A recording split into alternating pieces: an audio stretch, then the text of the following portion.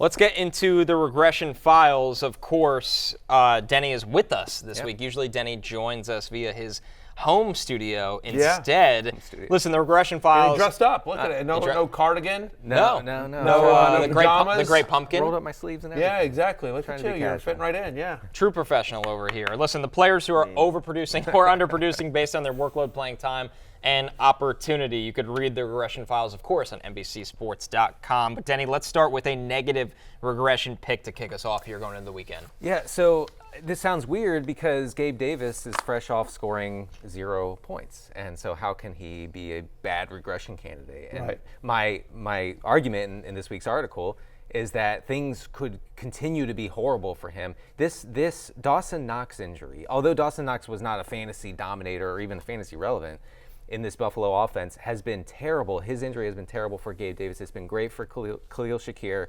and it's been great for the rookie tight end, Dalton Kincaid. Okay, so Kincaid is basically the second option in the passing game now behind Diggs. I think Khalil Shakir is the third option. I think there's reason to believe Gabe Davis, who has been targeted on only 13% of his routes over the past 2 games, which is terribly low, is now the fourth option in this Bills passing attack. And you can roll him out there hoping for a big play or two, and sometimes he'll give that to you. But I actually think, guys, that Shakir is a better, more reliable PPR option this week. I don't think it's crazy at all when you watch this Bills offense and you just look at how they consistently pepper him and Kincaid in the short area where Gabe Davis, we had some hope there, Matthew, once upon a time, but now it's gotten away from that the last couple. It has been, and throughout his career, he's been very touchdown dependent. You know what I mean? And I've always said with Gabe Davis, and I sort of feel the same way. I don't disagree. I think your analysis is spot on. I don't disagree with it.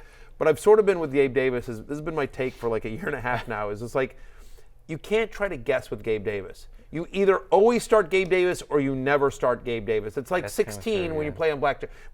You either always stay on 16 or you always hit on 16. And you just you can't be like, oh, the table feels hot or it feels cold or third base doesn't know what they're doing. No. You either always hit on 16 or you never hit on 16. And I feel like that's with Gabe. It doesn't matter who he's playing. It doesn't matter what he's done the game before. Right. You either always start or never start Gabe Davis. I will say Gabe Davis has been shut down against man coverage this year. So if the defense he's playing is playing a lot of man coverage, you might want to back off of him. But I agree, it is hard to say, like, the cycles of the moon determine whether Gabe Davis is going to catch a touchdown. Yeah, because, I mean, the truth of the matter, because he could be doing nothing, but then late in the game, Josh Allen looks for him. I mean, he is somebody who gets a lot of red zone and end zone looks. And so it's like one of those things, it's like nothing.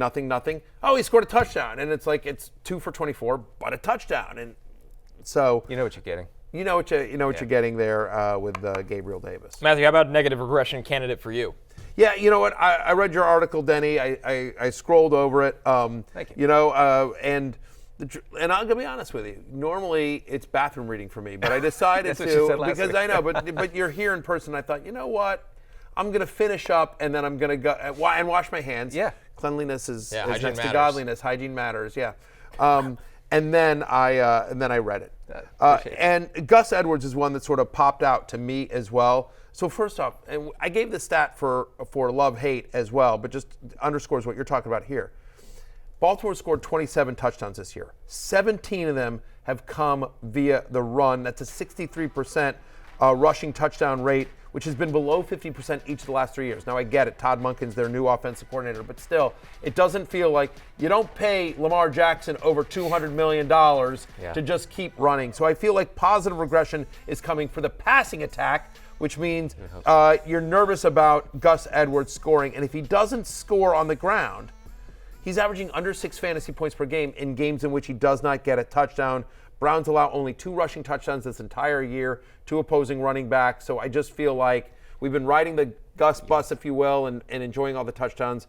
But I think negative regression is coming to him. 25% of Gus Edwards' carries over the past 2 weeks have gone for touchdowns. Okay, like I just have a feeling that can't last. You know? Right, exactly. I think that's going to come back to earth. But the thing is, though, this is a Ravens offense that is really run heavy in the green zone. And so you're going to have Lamar keeping it sometimes, hopefully, and scoring those rushing touchdowns, or he's going to give it to Gus Edwards, and he scares defenses. Lamar scares defenses into freezing, you know, and waiting for him to take off. Gus Edwards faces some good fronts. He plunges into the end zone. So he has that role, which made me nervous to put Gus Edwards. He's the cover guy on this article. Yeah, sure. But he has that role. But he, like you said, Matthew, is entirely touchdown dependent. He's not doing anything else. Yeah, and also the other thing that's a concern here that isn't, there's not a numbers to this, but I thought Keaton Mitchell looked really good last week. Great. And Todd Monken coming out this week talking about the fact that he's earned more role. He's earned more playing time. Like, he was really impressive. Now, he showed up on the injury report. He's got a hamstring. He's been limited. But assuming he's good to go, does this, what was a two-headed committee, just Gus Edwards and Justice Hill and Gus Edwards at the top of that, is this now suddenly a three-headed committee plus Lamar Jackson? In the first half last week, Mitchell, Edwards, and Justice Hill each saw 4 carries. This is before it became a huge blowout against the Seahawks.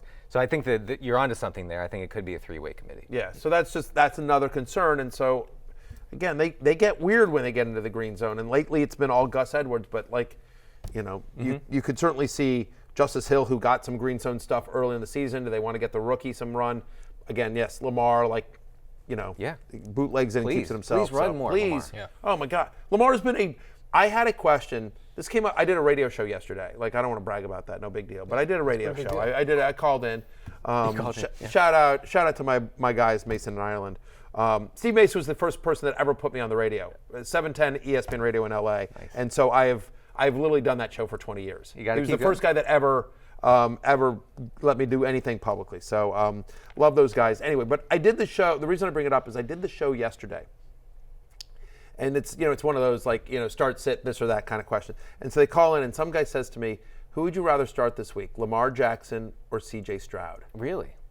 Which, you know what I mean? Well, come on, Lamar. And then you're like, well, actually? Yes. I don't know. Right. Stroud has a great matchup against Cincinnati. He's coming off 4 sets. And by the way, Lamar Jackson, fantasy-wise, only fantasy-wise, has been really bad the last couple of weeks. Yes. As they've gone run heavy, it's been all Gus Edwards. He hasn't done a lot. I mean, he's had under 15 fantasy points in back-to-back games. And so, I was just like, that's not a crazy question. He's like, I'm sorry, I know this is a crazy question. I'm like, dude, that's not a crazy question at all. It's not. But especially because you've got Lamar against Cleveland. I think you have to start Lamar. I know. Yeah, you do. Which is ultimately what I said on the air, but I'm just because I said, it's not crazy. Yeah. But I have them pretty close to each other in the ranks. No, I don't blame you for that. But yeah, I mean, Lamar's rushing obviously gives him a little more floor than C.J. Stroud has, I think, on a weekly basis. But it's absolutely not a crazy question. No, it's not. Given the matchup against Cleveland and Lamar's lack of production and how much we like C.J. Stroud this week against Cincinnati. And something we've talked about is the Ravens' schedule is about to enter brutal range, and that might pull out more of Lamar and more of him needing to be Superman again, where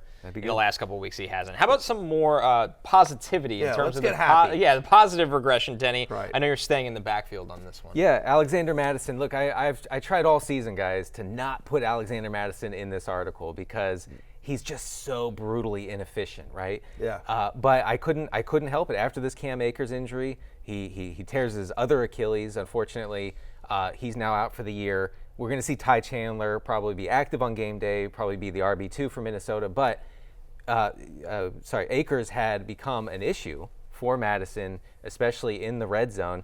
Over the past 3 games, Akers had 28 rushes to only 40 for Madison, and Madison's route running had come down a little bit because Akers had taken on that role. So without Akers, I think Madison sees more of that. Madison sees all the inside the 10, inside the 20 work for the Vikings. You're starting him anyway. Where you drafted him in the 5th round or whatever, you're starting him. You're not happy about it. But I really think that his touchdown scoring should regress in a good way going forward. Yeah, yes. And I will say that, Josh Dobbs is a downgrade from Kirk Cousins. But it is. But he is a competent quarterback who will elevate this offense from what we were expecting, right? It's a good thing that Josh Dobbs is there. And the one thing that I think is interesting is that Josh Dobbs is a lot more mobile than Kirk Cousins, and that should open up. We have seen this traditionally throughout fantasy over the last 5-6 years, even maybe longer. But the more mobile a quarterback is, the more it opens up the run game. Like as you were just talking about with Lamar Jackson and Gus Edwards. Like when you've got a mobile quarterback, they usually keep a spy on that quarterback. So you've frozen a linebacker, and it just opens up running plays, especially if they're doing RPO really well. Kevin O'Connell's a pretty creative offensive coach, and so whether it's this week or not, whether they've had enough time to install that kind of stuff, but I do feel like the threat of Dobbs' rushing opens up some lanes for Madison as well. And also Dobbs in Arizona checked down to his running backs and his tight ends a lot. So I do think that he can keep Hawkinson going, and then hopefully Madison can get in on that action, maybe 4 or 5 catches going forward per week.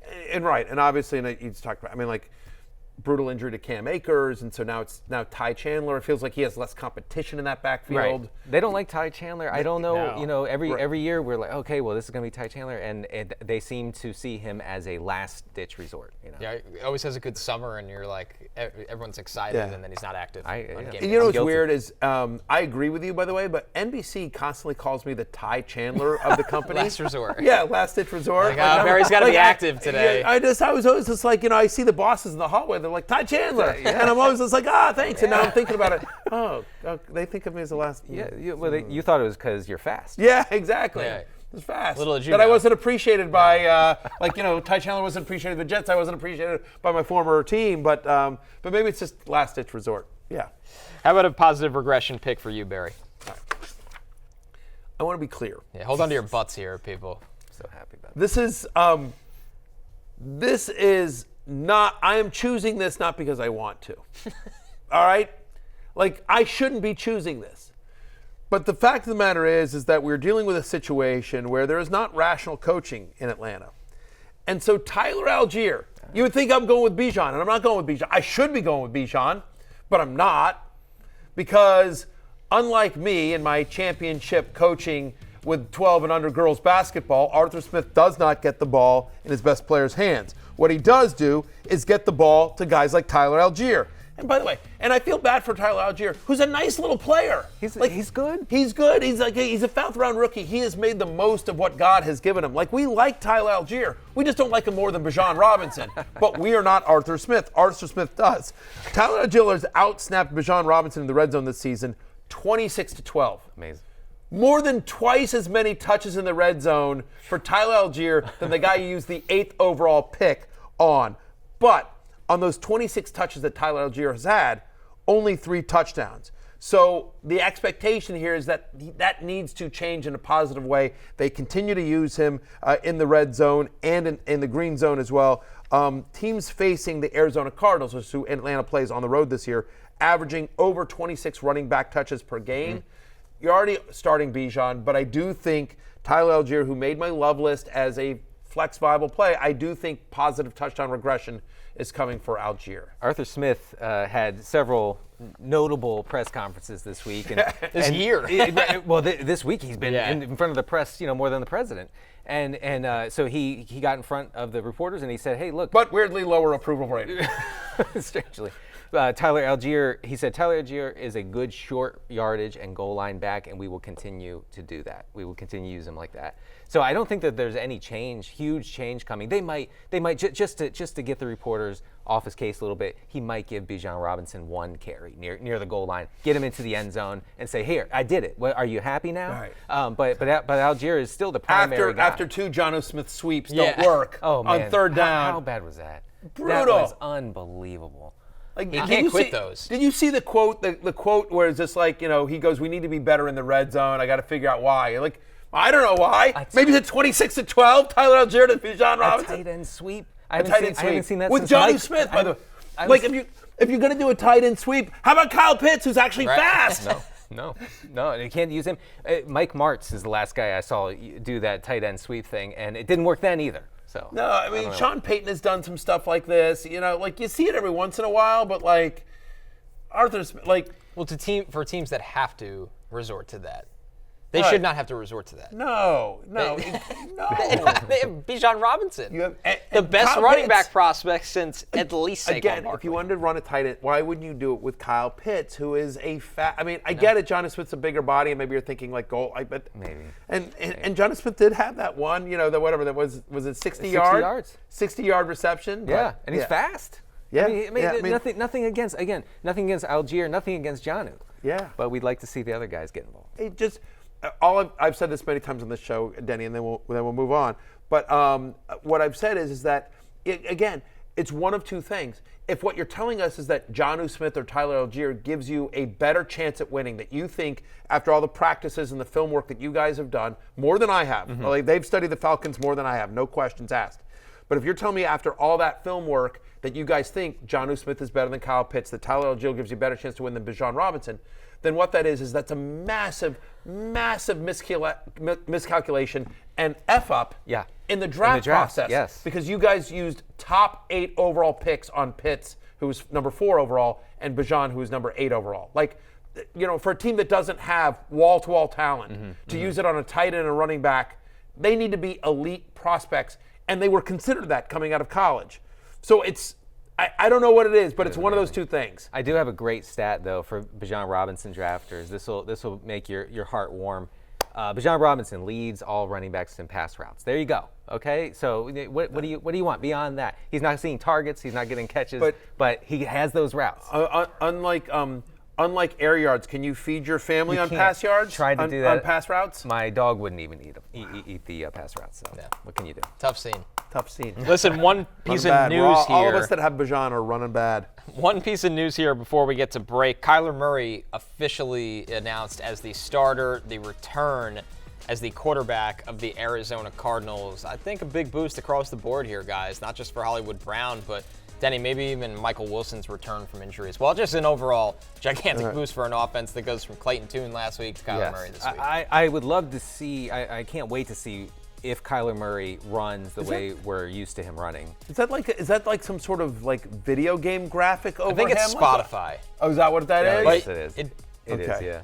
It is Call of Duty season right now. It is Call of Duty. It just feels weird that they would do. I agree. It's trendy. It's like a little too close. Is he a Spotify? Is he a podcast? Oh, is it now playing? Now I get it. Now playing. Oh, I get that. Playing. Oh, that's well done. Yeah.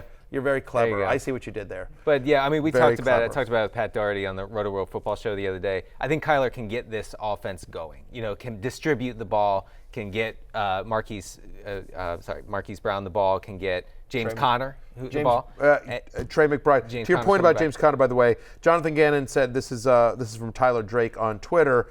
Arizona Cardinals head coach Jonathan Gannon said running back James Conner, quote, is trending in the right direction, unquote. So they're going to see how he holds up at practice today, but the hope and expectation is that he will make his debut on Sunday as well. But, not official yet, but heading in the right direction for James Conner. Absolutely. So that offense becomes interesting all of a sudden with Kyler Murray and Conner back, Hollywood Brown, the emergence of Trey McBride. Michael Wilson's had some real nice moments this year as well. So, well, they're going to beat the Falcons. We know that. I think that I would love that. Cardinals money line all day. All day. Yeah. That was Lawrence's one of Lawrence's bets for the week, and he's a Falcons fan. Lawrence Jackson. Kind of makes you think a little bit. Yeah. So. Hey, it's Matthew Berry from NBCSports.com and RotoWorld.com, and I want to thank you so much for watching whatever it is you just watched, or if nothing else, being too lazy to click out of the autoplay after this video started, after whatever it is you actually wanted to watch finished.